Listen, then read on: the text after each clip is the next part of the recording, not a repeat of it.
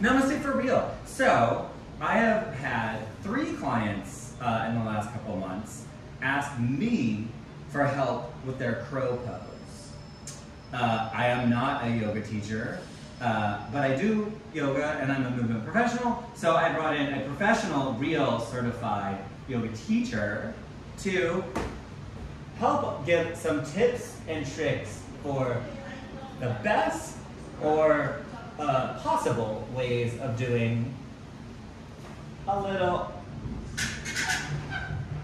crow. So I'm gonna let Morgan jump in here and give us a little tutorial.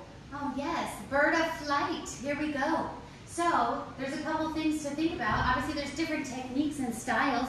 There's a version where you are resting bone on bone, resting your knees on your triceps or your humerus bone. But a stronger, more powerful one is where you do a wrapping technique, wrapping your legs on the outside of your arms. And you want to create some tension by pushing your legs out into your arms and squeezing your arms into your legs to create a nice, forceful bird of flight. Then I also give some cues of squeezing with your hands. So fingers and palms, I call them claws and paws. Claws and paws. Meow. Your claws and paws are super active, one that takes pressure off your wrist. But it helps you feel when you're shifting your weight, because as I was mentioning to JJ earlier, it's all about mass management. Managing that mass up in the air. But you do want to take your center mass forward and find that nice little line or center point where it shifts enough and you can feel the weight rock into your fingers and hands. You're kind of gripping the floor, you're squeezing your legs, and then you and where you keep your gaze can matter. That used to be my problem. I never could get into crow. And then a lovely girl was like, oh, you're looking in the wrong place. Look here. And now, ever since then, I could do it. Yes. I am a bone-on-bone kind of guy because I lack a lot of hip mobility, but you know. Yeah, I mean, some of us like boning, you know. It's good to have a little bit of variety and make sure we embrace all birds in flight. So just recognize that there's different styles and techniques.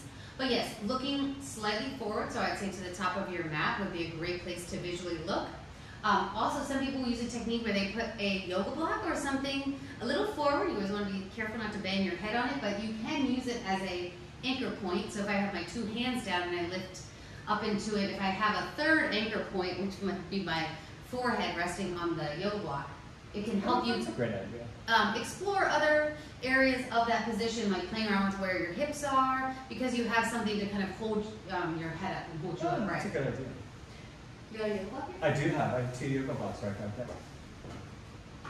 Yeah, so I don't even play around with the height of it, but if I have it down here, even at this, get my angle right, set it up. Then that way when I tip forward, I have something to push my head into. Go down low. Then I can fall forward and play around with where my hips are and squeezing my legs. Maybe even just hold that position and maybe even do a couple lifts up and down. I love that. That's a great idea. Yeah, that way you can practice being in the position and not just like tipping forward and falling over, in and out and kind of pushing, that you can get up in there and experience it. Get up in there. Yes. Well, I hope you've enjoyed this bird of flight. Oh, you know what I'm going to make you do? What? CAW CAW! Oh. Thanks, guys. Enjoy. See you. Okay, great. Love. Hopefully that was